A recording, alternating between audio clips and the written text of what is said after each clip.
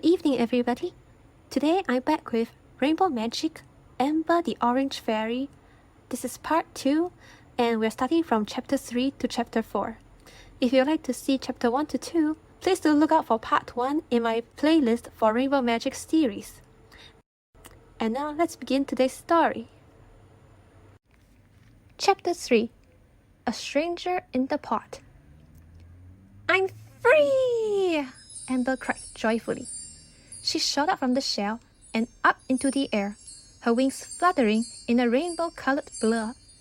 Orange fairy dust floated down around Kirsty and Rachel. It turned into orange bubbles as it fell. One of the bubbles landed on Rachel's arm and burst with a tiny pop. The bubbles smell like oranges, Rachel said with a smile. Amber spun through the sky, turning cartwheels one after the other. Thank you, she called. Then she swooped down toward Rachel and Kirsty. She wore a shiny orange leotard and tall boots. Her brown hair was held in a high ponytail, tied with a band of peach blossoms. In her hand was an orange wand tipped with gold. I'm so glad you found me, Amber shouted. She landed on Rachel's shoulder, then cartwheeled lightly across to Kirsty's. But who are you? And where are my rainbow sisters? And what's happening in Fairyland? How am I going to get back there? She was talking so fast that Kirsty and Rachel couldn't get a word in. Suddenly, Amber stopped. She floated down and landed softly on Rachel's hand. I'm sorry, she said with a smile, but I haven't had anyone to talk to. I've been trapped in the shell ever since Jack Frost's spell banished us from Fairyland. How did you know where to find me? Kirsty and I promised your sister Ruby that we will look for all the Rainbow Fairies, Rachel told her. Ruby? Amber's face lit up. She spun around on Rachel's hand. You found Ruby? Yes, she's safe now, Rachel said. She's in the pot at the end of the rainbow. Amber did a happy backflip. Please, take me to her, she begged. I'll ask our parents if we can go for a walk, Kirsty said, and she ran off across the beach. Do you know what's happening in Fairyland? Amber asked Rachel. Rachel nodded. She and Kirsty had flown to Fairyland with Ruby. Ruby had used her wand to shrink them to fairy size, and she had given them magical fairy wings. King Oberon and Queen Titania miss you very much, Rachel told Amber. With no color, Fairyland is a sad place. Amber's wings dropped. Kirsty was hurrying back toward them. Mom said, we can go for a walk, she panted. Well, what are we waiting for? Let's go, Amber called. She flew up and did a somersault in mid-air. Rachel pulled their shorts, t-shirts, and sneakers out of their beach bag, and both girls put them on. Rachel, could you bring my shell? Amber asked. Rachel looked surprised. Yes, if you want, she said. Amber nodded. It's really comfy, she explained. It will make a lovely bed for me and my sisters. Rachel put the shell in her beach bag, and they set off, with Amber sitting cross-legged on Kirsty's shoulder. My wings are a bit stiff after being in the shell for so long, she told them.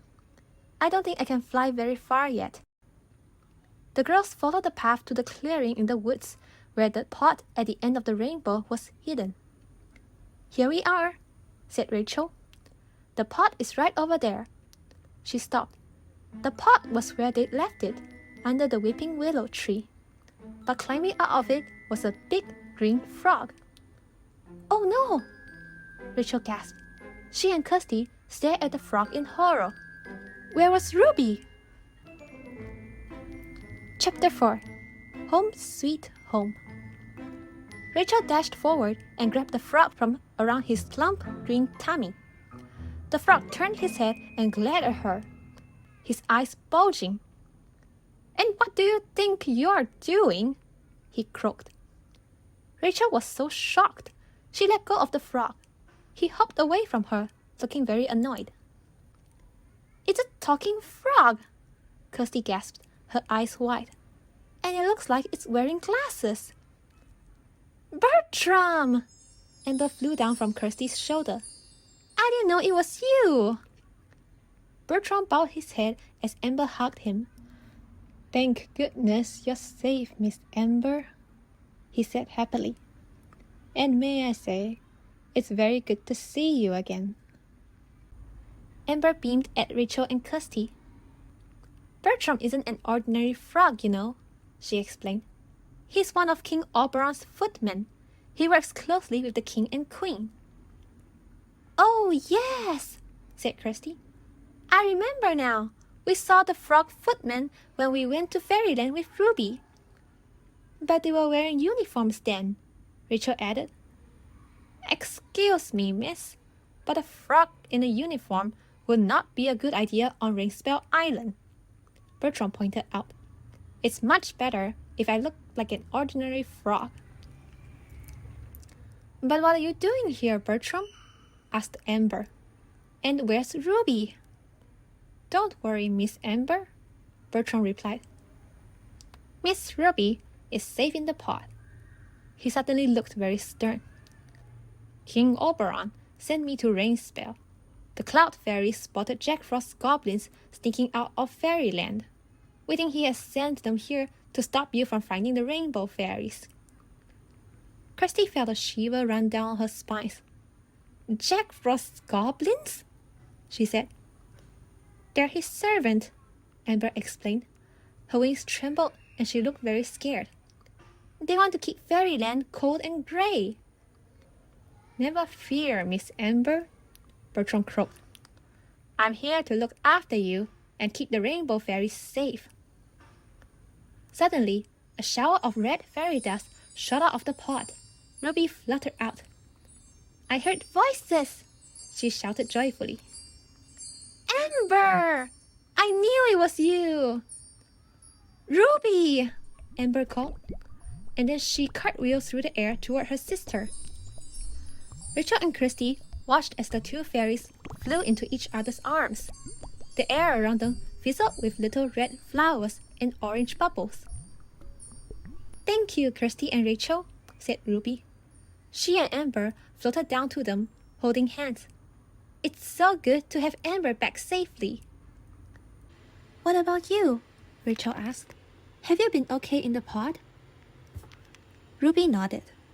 I'm fine now that Bertram is here, she replied. And I've been making the pod into a fairy home. We can stay there until all our fairy sisters are found.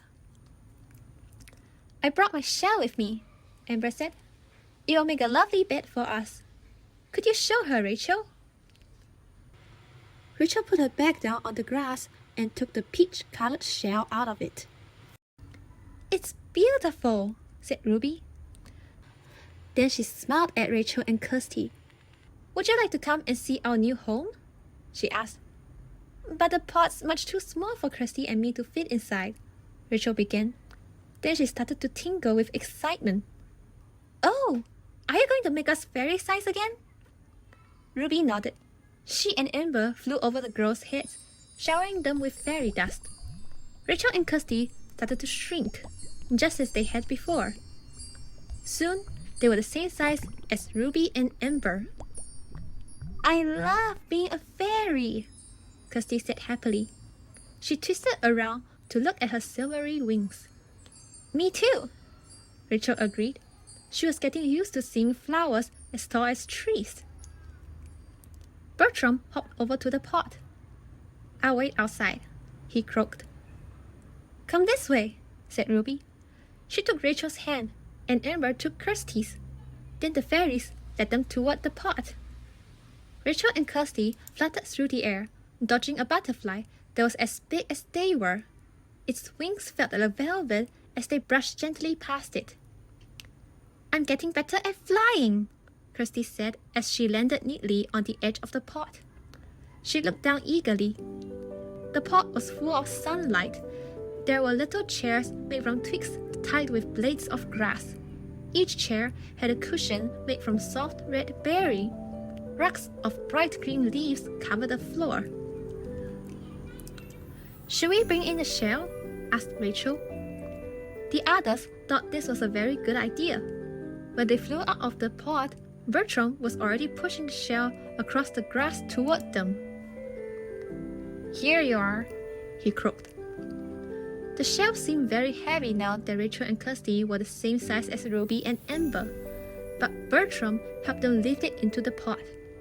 Soon, the shell bed sat neatly inside. Ruby lined it with sweet-smelling rose petals. "The pot looks lovely," Rachel said. "I wish I could live here too," said Kirsty. Ruby turned to her sister. "Do you like it, Amber?" she asked. "It's beautiful," Amber replied. "It reminds me of our house back in Fairyland. I wish I could see Fairyland again. I miss it so much." Ruby smiled. "Well, we can't go back to Fairyland for good until we're all together," she explained. "But I can show you Fairyland. Follow me." Bertram was still on guard next to the pot when they flew outside again. "Where are you going, Miss Ruby?" he croaked. "To the magic pond," Ruby replied. "Come with us." She sprinkled her dust over Rachel and Kirsty. Quickly, they grew back to their normal size. They went over to the pond. Ruby flew over the water, scattering fairy dust. Just like before, a picture began to appear. "Fairyland!" Amber cried, gazing into the water. Rachel and Kirsty watched too. Fairyland still looked sad and chilly. The palace, the toadstool houses, the flowers, and the trees were all icy and grey. Suddenly, a cold breeze ripped the surface of the water, and the picture started to fade. "What's happening?" Kirsty whispered. Everyone stared down at the pond. Another picture was taking shape. A thin, greeny face with frosty white hair and icicles hanging from his beard. "Jack Frost!" Ruby gasped in horror. As she spoke, the air turned icy cold and the edges of the pond began to freeze. "What's happening?" Rachel asked, shivering. Bertram hopped forward. "This is bad news," he said. "It means that Jack Frost's goblins must be close by."